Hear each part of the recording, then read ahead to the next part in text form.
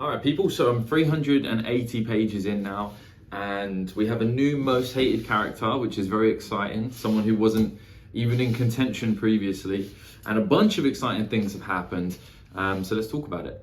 First thing I want to say is I still don't believe that Yasna's dead, and I made a guess that she might be inside of her trunk or inside of her, like, what was it, her chest that got washed up ashore with Shallan.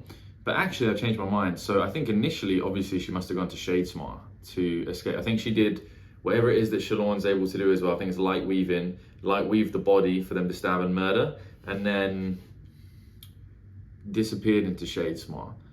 And then we also get an illustration on before one of the chapters, and the illustration says this. I'm going to quote it. Illustration says, "You have no idea what I went through to get this from the bottom of the Rosharan Ocean. You owe me a new coat. Signed, N-A-Z-H. Nas, maybe." So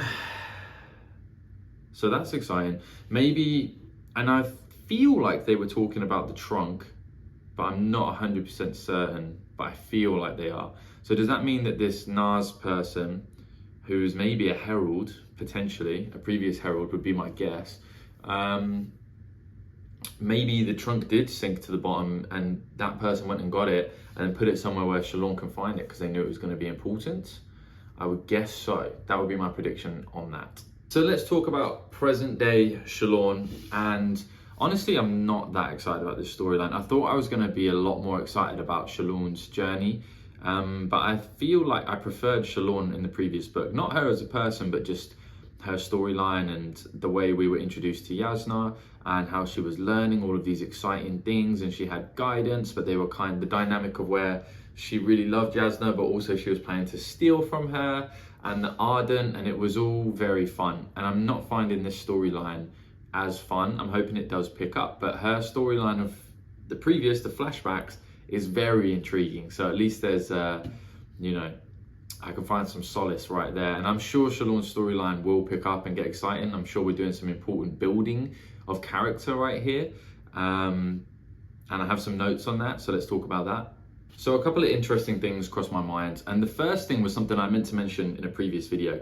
So in the interludes, I cannot remember the name of the Parshendi female shard bearer whose perception we get in the interlude, but she talks about the Parshendi trying to find different types of forms, and then in the head notes we get lots of different types of forms explained to us, some of the forms of power that they haven't managed to get hold of yet.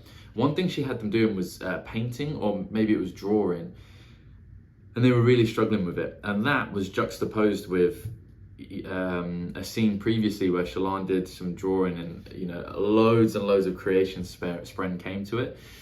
I think Shallan is perfectly positioned to help them rediscover scholar form. I think that would be really interesting, and I also think that there's other people in our storyline that could help the Parshendi rediscover other different types of forms as well, so they wouldn't have to rely on their gods. But that's just a thought thrown in there. Let's talk about Shallan and her journey now. So we get a bit of a clarification. We know Shallan can light weave, and we also know that she can soul cast. So we have a clear indication of what those two abilities are for her. And she starts to use her light weaving a lot more often. Part of the thing that frustrates me about our storyline is we're recycling characters already, when I feel like the world should really be getting bigger and bigger and bigger, because there's such a long story ahead. And it just frustrates me when we're recycling these characters already, but not the end of the world. We see Gaz again, so Gaz is still alive. And we get a cool few scenes with Shallan and the team. And when I say team, I really mean team. Shallan's using her light weaving. She's kind of discovering things on her own, which is very different to when she was discovering it through Yasna. Well, she wasn't discovering it, she was being taught it, essentially.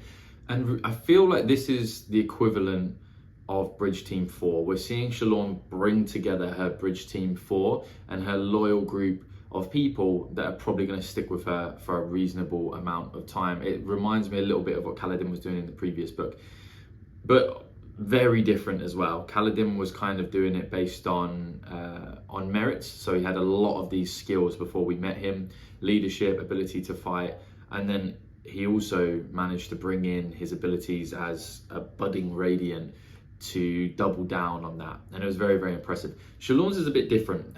She's using her abilities as a Radiant, or budding abilities as a Radiant, and it's light weaving, but a lot of it is kind of lies, or at least large stretches of imagination and the truth when she is trying to bring these people back to her. And honestly, it's kind of, you know, in a way more impressive to do it that way. She's really building off of not a huge amount of experience, unless it becomes apparent through the flashbacks that she actually has a wealth of experience that we don't know about, but I doubt that. The flashbacks seem to be more about, you know, finding the truth about her past, and that's going to be important.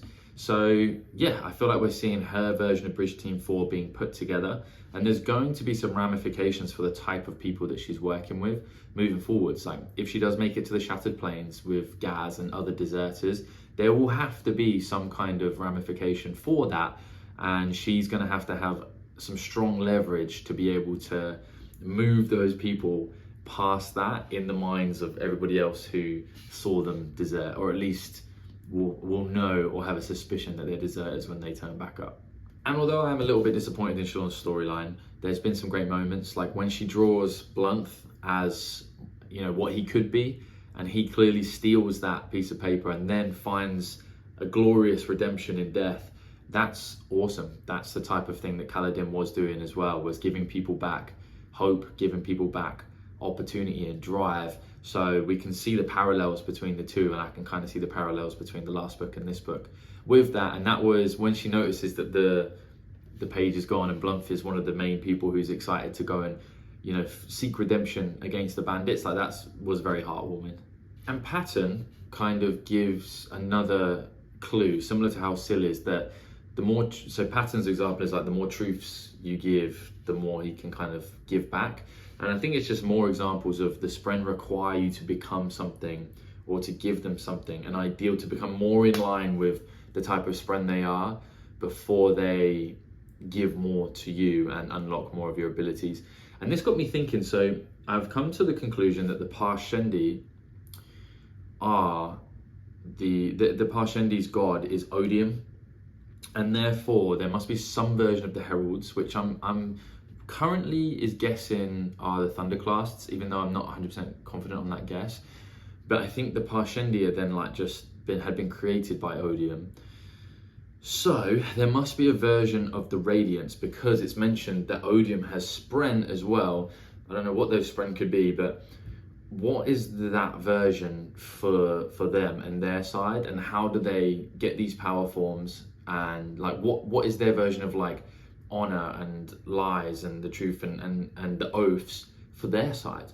I don't know, but it's something I can now start thinking on, because I think that's a pretty solid guesstimation as to what the Parshendi are and their relationship with Odium, and it would make sense as to why they left and didn't want anything more to do with their gods due to what's happened.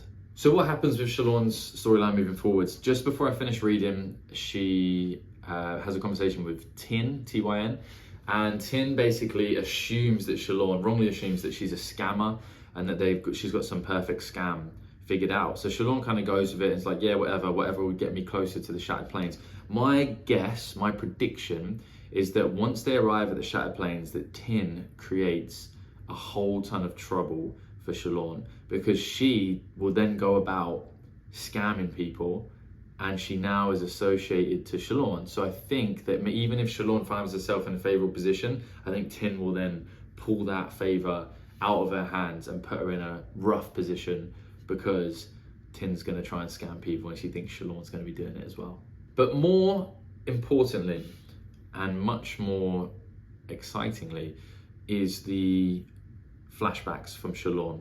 And in the last video I made a guess, or was it the video before, I made the guess that I think it wasn't Shallan's father who killed her mother, and I think I'm being violently pointed by Sanderson towards the opposite of that it was her father, and that's why I'm getting more and more confident that it wasn't her father who killed her. Now, was it Shallan, or was it the guy who was found dead with them? I don't know. I'm not certain. My gut would say it's Shallan, and that's why she blocked it out. But yeah, I'm sticking by that prediction. And we meet her, what I think is her oldest brother. And this is why I say Sanderson's trying to violently point me in the other direction, because her oldest brother is certain that her father killed her mother. And he must have some pretty irrefutable proof of that. So, you know, obviously I could still be definitely wrong. Her father didn't sound like a very nice guy from anyone's descriptions, but my gut says it wasn't him. And we have a scene where her older brother has a shard blade. So that's interesting. It would appear that her father doesn't have a shard blade. So, but I think her mother was killed by shard blade, so I have no idea how that works. Which would mean Shallan now has a shard blade, or the guy, someone has to have a shard blade who killed her mother. But anyway, so what I think is going to happen is her father and brother seem to clash a lot. I think her father tries to kill her brother, her older brother, to get the shard blade, and Shallan steps in, and that's why she ends up killing her father. So that is my guess for what goes forwards. And if any of the guesses I've got are true, it's easy to see why Shallan has blacked out her memory. And it also massively puts into question the type of person that she is as well. Because right now, although she was planning on being a thief, and she has some relatively questionable morals, we like her and we look at her as a hero or a heroine. I do anyway. But if it comes to light that she did in fact kill her mother and maybe her father as well, maybe she's not, you know, not going to be the heroine we thought. Maybe she's going to be on the other side, or I don't know, something. Maybe she's on Odium's team, because that requires some hatred, I would guess. And who is our new most hated character?